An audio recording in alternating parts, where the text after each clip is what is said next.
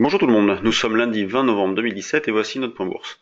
On attaque une nouvelle semaine et on retrouve le marché autour des 5300 points comme la semaine dernière. Donc l'ambiance reste lourde, il n'y a pas de forte inquiétude, mais un petit peu de fébrilité. Donc au vu de la situation, eh bien on joue les deux sens, on continue à jouer les deux sens, on privilégie un biais neutre, les indications directionnelles restent faibles. Donc on travaille aussi bien l'achat que la vente, donc l'achat sur des replis, notamment dans cette zone-là, vers la zone des 5260-70, les points bas de la semaine dernière. Des ventes sur rebond également qui sont jouables sur les plus hauts de vendredi, autour de 5335-40. Voilà, des bornes un petit peu éloignées, mais il faut vraiment avoir un comportement opportuniste au vu de la situation. On peut jouer du directionnel davantage sur les options pour profiter d'une volatilité qui reste relativement basse pour jouer du directionnel.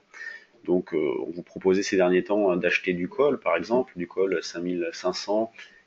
On a une volatilité sur cette option-là qui est autour de 10,5. Vous voyez, c'est extrêmement faible. Le 5500 décembre, il vaut 8. On peut rapprocher donc pour faire par exemple du 5450. Il y a une volatilité de 10,5, donc ça reste faible. Donc voilà, on va privilégier du directionnel via les options. En intraday pur, on joue les deux sens. Les marchés américains, vendredi, ont terminé en nette baisse, notamment le Dow Jones qui a perdu 0,43%. Donc il y a vraiment toujours des doutes autour de la réforme fiscale. Le DAX, lui aussi, aborde un biais neutre. Ce matin, il a sous-performé suite aux résultats des élections en Allemagne, enfin des votes en Allemagne. Donc on essaie d'acheter également sur les plus bas, donc de vendredi 12 860, 12 880. Là je joue moins la vente sur le DAX, puisqu'il pourrait très bien accélérer, on pourrait avoir un petit contre-pied.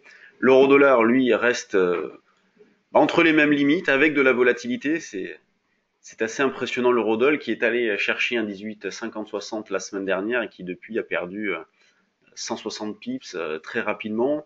Donc beaucoup de volatilité sur l'euro-dollar, un biais vendeur. Moi j'ai vendu un petit peu ce matin vers un 17,73. Le niveau suivant que l'on a proposé notamment sur le trade du jour, c'est un 17,93. Donc on privilégie l'accumulation d'écart, mais en travaillant vendeur sur l'euro-dollar. Sur les actions, on a Altis qui a publié un communiqué dans la nuit qui indique que le groupe ne prépare pas de levée de fonds et n'envisage rien de tel.